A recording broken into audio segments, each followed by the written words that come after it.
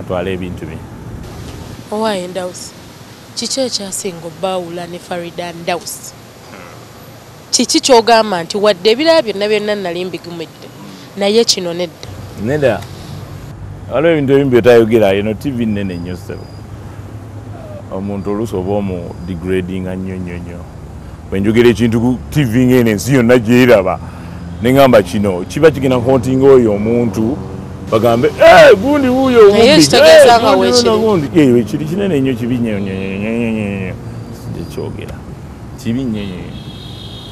Naye ffe tulabye ebintu kugataliiko nfufu tubirabye tewakyali kitukanga wanditubuulira. Ekyo kyo ng'omuntu omukulu nganze ne famire gye nvaamu sijja kyogerako. Weebale nnyo Omulangira Ndawusi atubuulidde obufumbo obwasooka bwe bwagenda naye ndowooza tewakoma ku oyo. N'omukyala olina omukyala omwo? Mwakuba n'amawulire twagenda Embaale twanjudde. Okay, kaakati tubuulire omaze okwawukana ne Ndawusi okyakwaza emirimu gyo naye emabegako mbu gw'omu ku batandika bino ebyabafere ebyokuwonya abantu bye tulaba ensangi zino ne pasita omwo. Sinze wabula nali kiringa okukola n'omuntu nga tomutegeera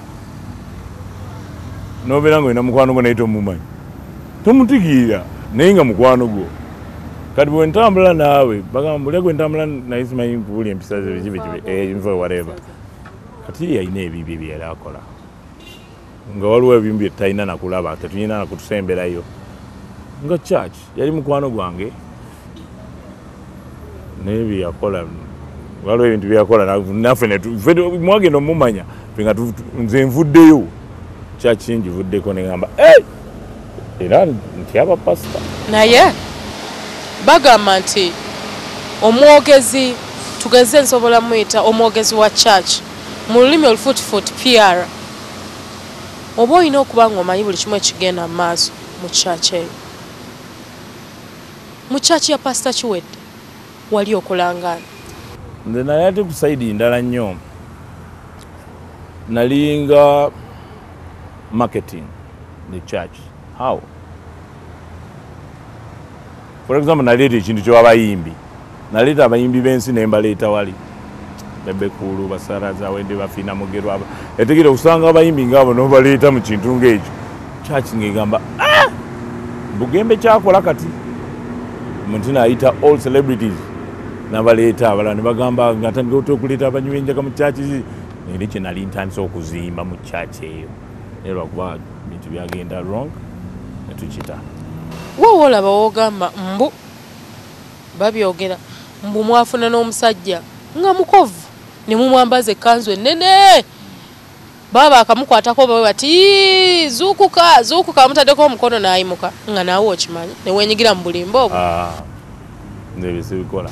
Wakola egamba nze tunuulidde sayidi yaki marketing the church ne mu church nze oluusi ababeeranga musaasabanga naye nze nga bwe mba neetaagiddwa for example alina program gyayagala ku mpewo ebintu bwe bityo njagala ndete omuyimbi gundi bintu bwe bityo si connection nnyo ku church mbu waliwo abantu babawonya biki. Gwe nga marketeer ate nga oli mu media oba mu byamawulire osobola otya okumarketinga ekintu ekyobulimba? Ate omanya tegamba tamanya nkambe obeera ne mukwano gwo nga tomumanyi naye nga alina ebintu byakola emisano mulaba mulungi naye ekiro abeera mulaba naye omusawo gamba nedda si yono banna nga yeye. Ebya Hama byali biti?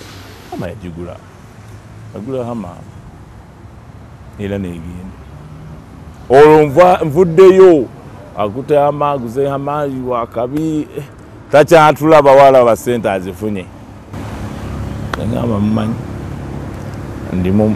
nkola ku radio kintu kino kankiveeko nenkivaamu nga tane kinagwa nakita nga tukyajja kukyaki negamba muzeeyi kireke kanzireyo namirembe yange nsabe sijja kujja kodde namirembe wosabe wali ovuddayo namirembe ngoze wakiwedde obeera okolagana nolibalowooza mbu olina kusabira eri nze n'okugenda mu kyaki okundaba okusaba nzisasulwa osasulwa nga ogenda mu kyaki yakiwedde okusaba nzinge bansasula my president kakadi kamu kitundu nina okubeera mu kyaki bagamba mulange ndazi naye wali n'ennyimira kamu kitundu.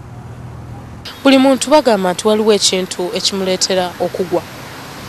Olowooza ki ekyavaako obutabanguko mu kyaki ya Pastor Kiwedde gwe nga maketeya?